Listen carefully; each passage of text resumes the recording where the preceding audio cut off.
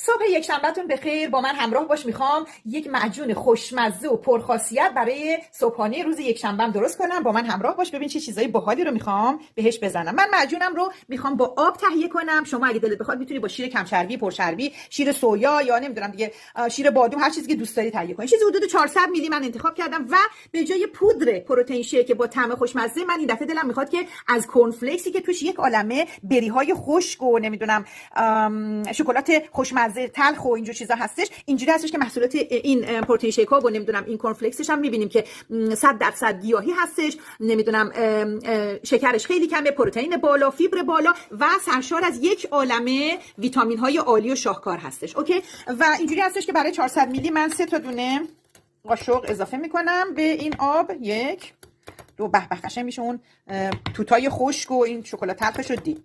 اوکی، خود بیشتر دیگه زیادم کم نریزیم دیگه. اوکی، این 3 تا.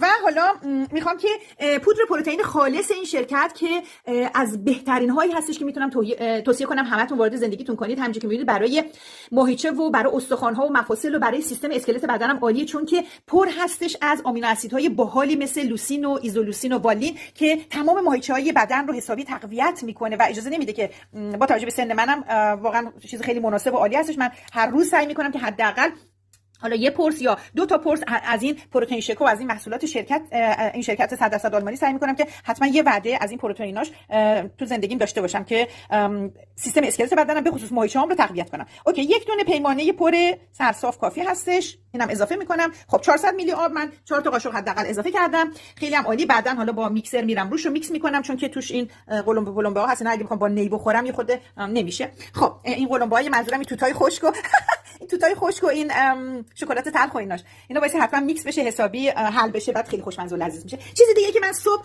هر روز روزی 1 دونه 2 تا ازش حتما میل میکنم و منفیتو اینا که ببینید همشون هم پره، همشون من استفاده میکنم. نه یه دونه همه نشون بدم بعد دیگه قشنگ توضیح بدم ببینید اینا چیه که من استفاده میکنم. اینجوری هستش که روزی 1 دونه 2 تا یا 3 تا میتونی قشنگ وارد زندگیت کنی. من حالا 1 دونه تا 2 تا از این ومنفیتو که باز مناسب سن من هستش، سرشار از ویتامین د و کلسیم هستش و عصاره این شبدر قرمز هستش. همه چیزای این شرکت همه چیش طبیعی هستش، یعنی برای خانمای از 40 سال به بالا این عالی هستش و برای سن از یائسگی یا حتی نزدیک یائسگی فوق العاده. خلاصه همچنین می‌بینید پوشش عالی به ویتامین د و کلسیم و تنظیم هورمون‌های بدن هستش. چیز دیگه که من توصیه می‌کنم هممون بایستی حتما روزانه وارد زندگی می‌کنیم پروبالانس هستش. همونجوری که می‌بینید من الان پشتش گذاشتم، خودش گفته تا روزی 12 تا. من واقعا 3 تا 4 تامو می‌خورم، 4 تا صبح، 4 تا ظهر، 4 تا شب یا عصر که بعد از غذا معمولاً بایستی میل بشه بهتر هستش. این هست پروبالانس. اینجوری چیکار می‌کنه؟ یک عالمه املاح درست حسابی بدنت رو تأمین می‌کنه، اجازه نمیده که